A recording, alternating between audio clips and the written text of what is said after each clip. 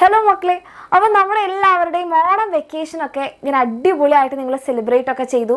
And എങ്ങനെ ഉണ്ടായിരുന്നു എൻ്റെ കുട്ടികളുടെ എല്ലാവരുടെയും ഓണം എക്സാം?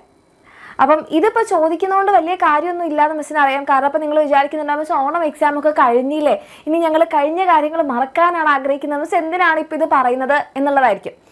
കാരണം നമ്മൾ എക്സാം കഴിഞ്ഞപ്പോൾ പലർക്കും പല രീതിയിലായിരിക്കും ഉണ്ടായിട്ടുണ്ടാവുക. അപ്പോൾ നമ്മുടെ എക്സാമിനറിൻ്റെ ക്ലാസ്സുകളിൽ അല്ലെങ്കിൽ നമ്മുടെ ബാച്ചസിലൊക്കെ ഫസ്റ്റ് മുതൽ പഠിച്ച് നല്ലപോലെ പോയിട്ടുള്ള മക്കളാണെങ്കിൽ അവരെല്ലാവരും എനിക്ക് ഉറപ്പാണ് ഹാപ്പി ആയിട്ടായിരിക്കും എക്സാം കഴിഞ്ഞപ്പോഴും ഉണ്ടായിട്ടുണ്ടാവുക, അല്ലേ? അപ്പോൾ അങ്ങനെയുള്ളവരാണെങ്കിൽ തീർച്ചയായിട്ടും വീഡിയോയുടെ താഴെ കമൻറ്റ് ചെയ്യാം.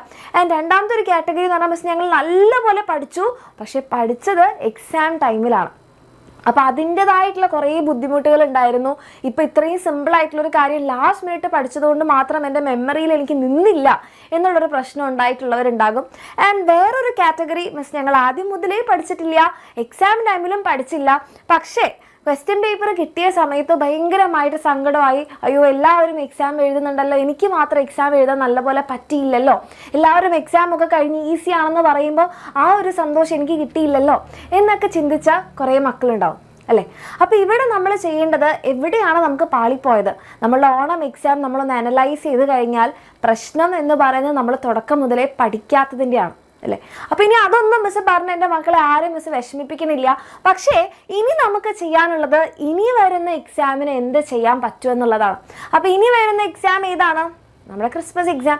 അപ്പോൾ ക്രിസ്മസ് എക്സാമിന് വേണ്ടിയിട്ടുള്ള എല്ലാ കാര്യങ്ങളും, നമ്മളെ ക്രിസ്മസ് എക്സാം നമുക്ക് ഏറ്റവും അടിപൊളിയാക്കാൻ വേണ്ടിയിട്ട് അല്ലെങ്കിൽ ഏറ്റവും ഈസി ആക്കാൻ വേണ്ടിയിട്ട് എക്സാം കഴിഞ്ഞ് വരുമ്പം നമ്മൾ പഠിച്ചത് മാത്രമേ മിസ് വന്നുള്ളൂ അല്ലെങ്കിൽ നമ്മൾ വിചാരിച്ച ക്വസ്റ്റ്യൻസ് തന്നെ ആയിരുന്നു എന്നൊക്കെ എൻ്റെ കുട്ടികൾക്ക് പറയാൻ പറ്റണമെങ്കിൽ നമ്മൾ എന്താണ് ചെയ്യേണ്ടത്?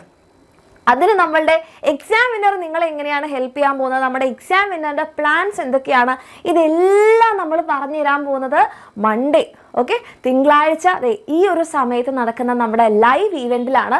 അപ്പോൾ എൻ്റെ കുട്ടികളെല്ലാവരും ഈ ഒരു സമയത്ത് നമ്മുടെ ചാനലിൽ ഉണ്ടായിരിക്കണം. Very important. നിങ്ങളിപ്പം നല്ലപോലെ എക്സാം എഴുതിയ ആൾക്കാരാണെങ്കിൽ നമുക്ക് ക്രിസ്മസ് എക്സാം അതിലും തകർക്കണ്ടേ?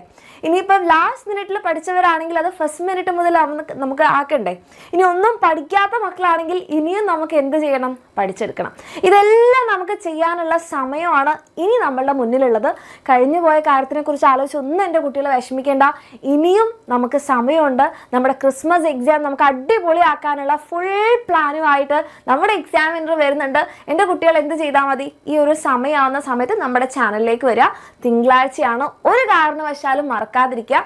ആൻഡ് അപ്പോൾ നിങ്ങൾ ചോദിക്കുന്നുണ്ടാവും, മിസ് ഇത് യൂട്യൂബിലെ കുട്ടികൾക്ക് വേണ്ടി മാത്രമാണോ? അല്ല, ബാച്ചിലെ മക്കളും തീർച്ചയായിട്ടും ഈ ഒരു സമയത്ത് നമ്മുടെ ലൈവ് ഇവൻറ്റിൽ ഉണ്ടാവണം.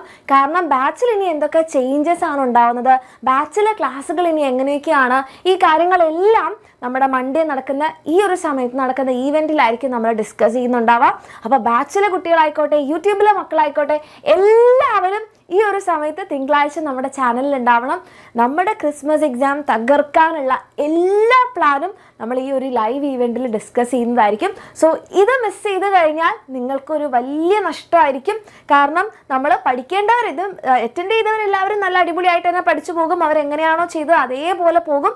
പക്ഷേ മിസ്സാക്കി കഴിഞ്ഞാൽ നമ്മുടെ കയ്യിൽ നിന്ന് ഓരോന്നോരോന്നായിട്ട് പോയിക്കൊണ്ടിരിക്കും.